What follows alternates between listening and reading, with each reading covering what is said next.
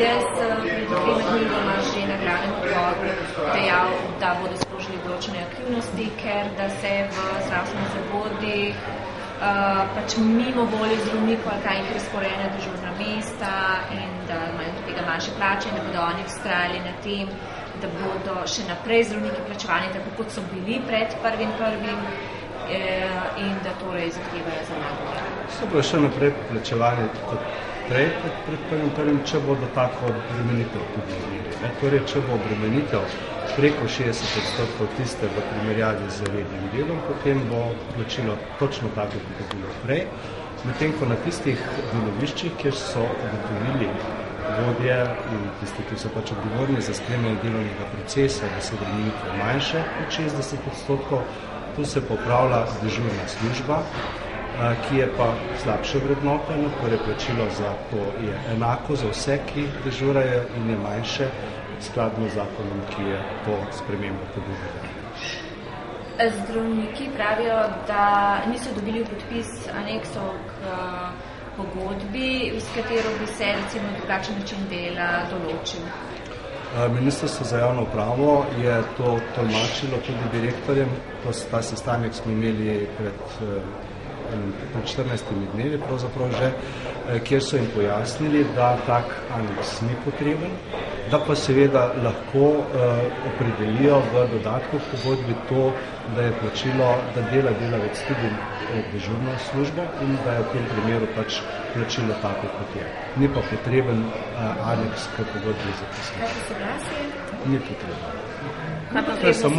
To je samo za pač dodatna opredelitev oziroma drugačno plačilo tistega, kar že sicer ima delavec v svoji pogodbi o zaposlitvi. Zavodi so vam dali podatke o tem, koliko dežurnih mest so ohranili. Ste dali v vseh primerih soglasje ali ne? Mi smo dali, mislim, da skoraj do vseh primerih, to bi moral preveriti, ampak sedaj, ko smo dobili že skoraj da od vseh zavodov natančnejše podatke, mi smo ravno danes s direktorjem to tudi predstavili, te rezultate, smo videli, da pri večini so ugotovili, da so določena delovišča, kjer izvajajo neprekinjeno nujno medicinsko pomoč, manj obremenjena in so zaradi tega potem razporedili oziroma določili, da se izvaja to v okviru dežurne službe. To je približno polovico tistih prejšnjih teh delovnih mest. Približno malo manj kot polovico je takih, ki so ugotovili, da so obremenitve več kot 60%, torej so ostali na enakem plačilu, kot je bilo predtem, pred uveljavitvijo zakona o sistemu plač v javnem sektorju v spremembi in nekaj je pa tudi takih, ki so ugotovili, da so obremenitve tako majhne, da so jih razporedili v stalno pripravljenost. Tako da mi smo ugotovili, da prihaja kar do pomembnejših zmanjšanja stroškov za izvajanje neprekinjene nujne medicinske pomoči v celoti in v nadaljevanju bomo z Zavodom za zdravstveno zavarovanje in tudi seveda z izvajalci poskušali pač ta sredstva nameniti predvsem za izvajanje programov, tako da bodo lahko izvajalci ta sredstva, ki so jih sedaj imeli za izvajanje dežurne službe, namenili za pospešeno zmanjševanje, skrajševanje čakalnih dob, za povečano ambulantno delo, skratka namenjene bodo pacientu. In to vidimo, da je pravzaprav tista glavna prednost optimizacije neprekinjene nujne medicinske pomoči, se pravi, na eni strani smo dosegli, da so obremenitve bolj enakomerno pač oziroma glede na obremenitve tudi plačila potem ustrezne, na drugi strani ta prihranek ni šel nazaj v zavarovalnico ali kamorkoli, ampak si bomo prizadevali, da ostane namenjen za obravnavo in obdelavo pač pacienta. Koliko pa je ta prihranek ocenjen? To ne moramo zdaj dokončno oceniti, potem, ko bomo imeli vse podatke skupaj, kot rečeno, mi imamo sedaj srednjo, pač eno mestno stanje. V denarnem smislu prav gotovo bomo dosegli tisto, kar je bilo napovedano pri spremembi zakona o sistemu plač v javnem sektorju, bilo pa 12 milijonov. Glede, torej izključno so obremenitve zdaj tisto merilo, ki določa, na kakšen način bo zaposleni razporejen v to špendljstvo zagotavljanje delov turisti zdravniška za kakšne službe. Da, to je pač tisto, kar je temelj, ne, tako smo določili. Ker, naprimer, sindikat, ki se mi zdi, da bo zagovarjal, kot je že napovedal, dejstvo, da recimo tisti, ki so uvrščeni oziroma so visoko strokovni in vrhunski zdravniki, ne vem, od 55, ne vem, katerega razreda, nikakor ne more pač dobivati plačilo za 10 razredov nižje. Glejte, mi imamo en pravni sistem, ker do tega pravnega sistema se pač moramo gibati. Če bodo ugotovili, da so potrebne takšne spremembe zakonodaje, bo pač postopki tekli v tej smeri, ampak dokler je tako, kot je. In če se bo izkazalo, da je tako pomemben strokovnjak potreben za izvajanje neprekinjene medicinske pomoči v obliki dežurstva, se pravi, kjer so obremenitve manjše, potem bo pač plačilo manjše, kar je tudi pravilno, saj so obremenitve tudi manjše. Vse to je tisto, kar je glavno sporočilo te spremembe.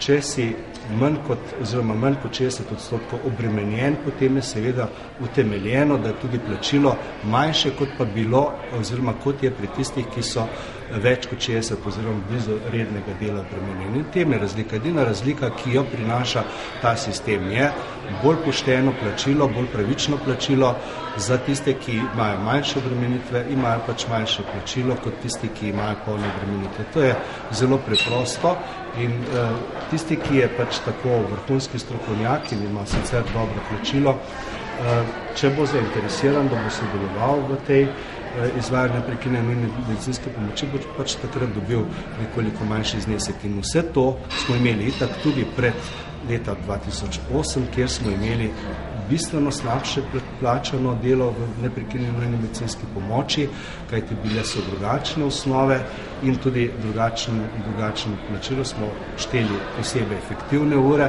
tako da smo mi lani, ko smo preračunavali to, ugotovili, da je približno 2-krat boljše plačilo sedaj, kot pa je bilo leta 2008. Tako da, če se v nekem delu zmanjša zaradi tega, ker je manj dela potrebno upraviti, potem je to tudi edino pravilno. Rezultati meritev se precej razlikujejo od zavoda do zavoda, da ste šli kakšno dodatno preverjanje? Mi spremljamo tudi podatke, bomo pridobivali podatke od izvajalcev o tem, kakšne obremenitve imajo in bomo seveda potem tudi v okviru notranjih nadzorov in pa seveda tudi v okviru upravnega nadzora, tam, kjer bomo smatrali, da je to potrebno, preverili, ali so ta merjanja oziroma so ti kriteriji, ki so jih izvajalci uporabili, tudi dovolj dobri. Kajti pojavili so se že neki kriteriji, ki so bili zelo pretirani, ki so pripeljani celo do tega, da nekateri v rednem oziroma v času, ko izvajajo neprekinjeno medicinsko pomoč, 2-krat več opravijo, kot je potrebno za redno delo, kar je seveda absurd. Tako da to bo zelo zahtevna naloga tudi pri izvajalcih. Pričakujemo pa sodelovanje strani vodstva izvajalcev, z bolnišnic predvsem seveda, da bodo v resnici spremljali, kakšne so obremenitve v rednem delovnem času in seveda potem temu primerjavo upravili tudi za tisti čas, ko izvajajo neprekinjeno medicinsko pomoč. Se pravi nek dodaten nadzor tam, kjer so odstopanja? Sigurno, prav gotovo. Brez tega zaupanje v redu, nadzor je pač tudi potreben. Kako pa razlagate razliko v dojemanju, ker sindikati trdijo, da se je minister že v dogovoru zavezal, da brez podpisov pač ne morajo zdravnike prerasporejati. Vi pravite, da je to možno za... To je zakonska materija, zakon o delovnih razmerjih določa, da tako soglasje ni potrebno. To so tudi takrat ob podpisu tega dogovora vedeli, želeli so vseeno, lahko dajo soglasje, ampak če ga ne dajo, to ne pomeni, da jih delodajalec ne more razporediti. Tako da to je pač tako.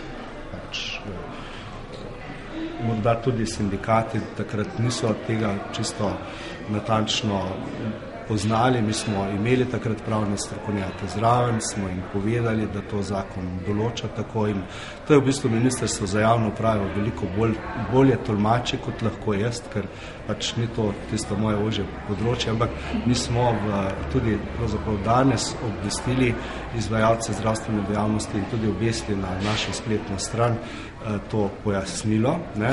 In tudi en tak vzorec aneksa, ki ga pač daje podpis delavcu. Če ga delavec ne podpiše, to ne pomeni nič, ne pomeni to, da ne bo za tega upravljal te svoje dejavnosti, ki ima itak opredeljeno v svoji pogodbi. Zakaj pa sploh aneks potem? Zato, da se natančneje opredeli plačilo. Se ne bojite zaostrovanja potem Fidesa? Ne razumem, kaj bi bil lahko razlog. Kajti v resnici se tudi Fides prizadeva, da zagotovi plačilo, ki je pravično in pošteno za vse tiste, ki delajo. In ne vem, zakaj bi ustrajali na tem, da tudi tisti, ki imajo malo obremenitev, dobijo enako plačilo kot tisti, ki imajo poln delovni čas oziroma obremenitev za poln delovni čas. To ne verjamem, da bi bila to namera sindikatov Fidesa in tudi ostalih sindikatov. Je pa potrebno pošteno to narediti in ne delati razlike med posameznimi poklicnimi skupinami, kar tudi imamo informacije, da se je to pojavilo.